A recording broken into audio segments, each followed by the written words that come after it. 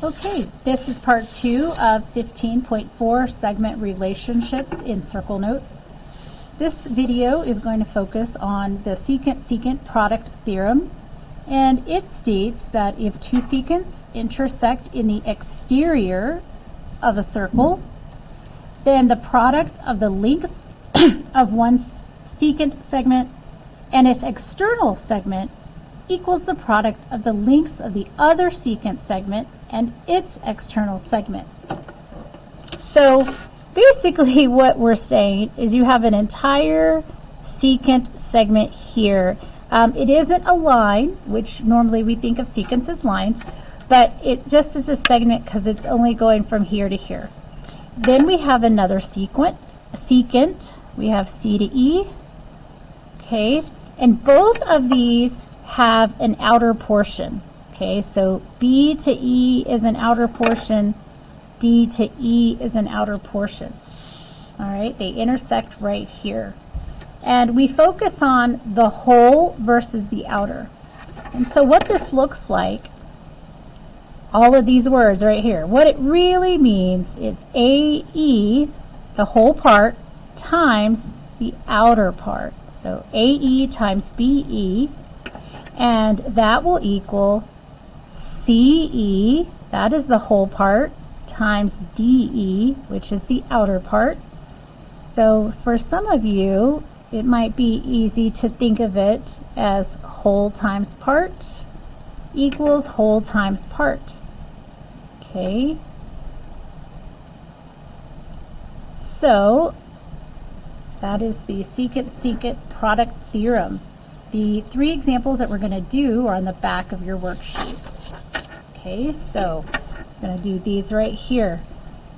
All of these have two secants. This one in particular, AC, we have an outer length of 5 and an inner length of x. So the entire length is 5 plus x. Okay, and we're focusing on the whole thing versus the outer. And then on this one, okay, we have 6 and 6. So this entire secant here is 12, and again, the outer portion is 6.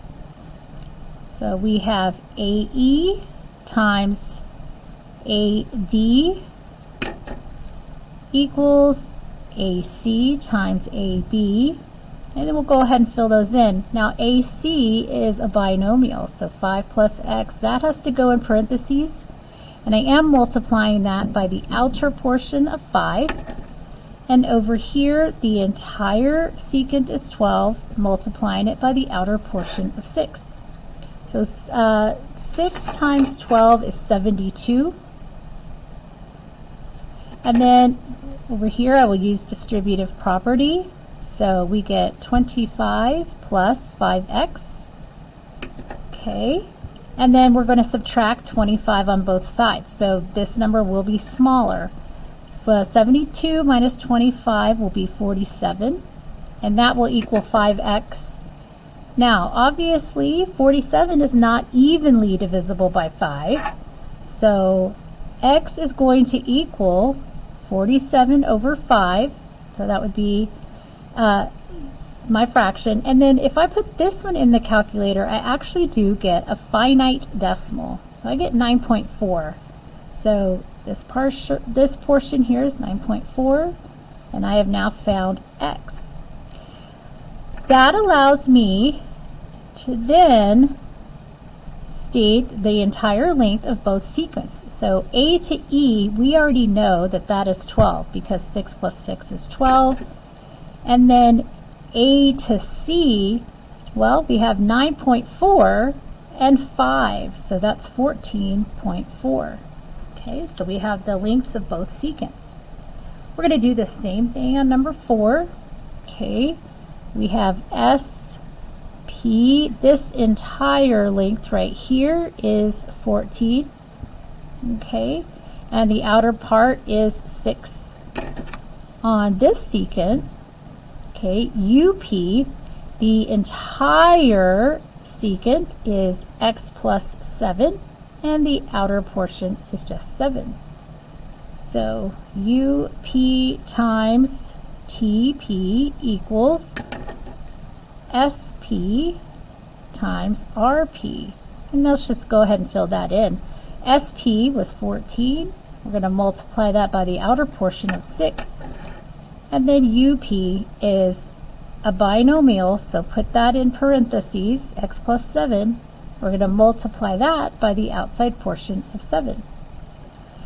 Using distributive property, 7 times x is 7x, 7 times 7 is 49, and then 14 times 6 is 84. When I subtract 49 on both sides, 7x will equal 35. Now, 35 is divisible evenly by 7, so we know that x is equal to 5. This one turned out nicely, so this portion here is 5, which allows me to say that UP, the entire secant itself, is going to be 12. That's 5 plus 7. And then SP, which I already know to be 14. All right, so we have both of our secants. Number 5 is a little bit interesting.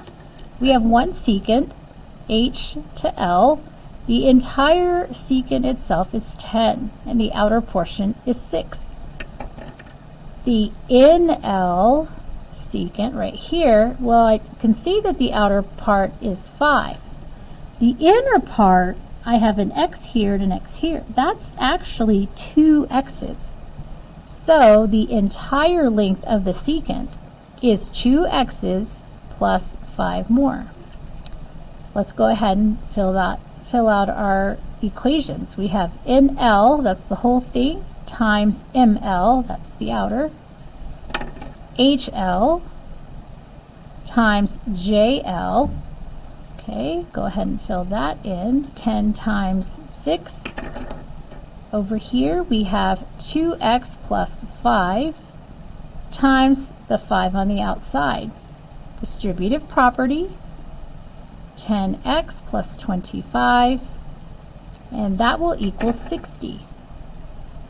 When you subtract 25 from 60, you're going to get 35. And then when you divide 35 by 10, you get 3.5. Okay, so again, we have another finite decimal. And that means that this portion here is 3.5, this portion here is 3.5. So the whole inside is 7. So NL, now 3.5 and 3.5 is 7 plus 5 more, that will give me 12. And then I already know that HL is 10. Okay, so this portion of your notes corresponds with numbers 6 and 7 on the front of your worksheet. And just like the previous section here, there is items that are on the back of the worksheet that does use the secant product theorem as well. So the backside is kind of a mixture. Please don't forget that on number 6, I wanted you to change AB to a 6. I believe it is a 5 on your worksheet, and I need you to change it to a 6 before you begin. Okay, this concludes video 2. See you in a moment on video 3.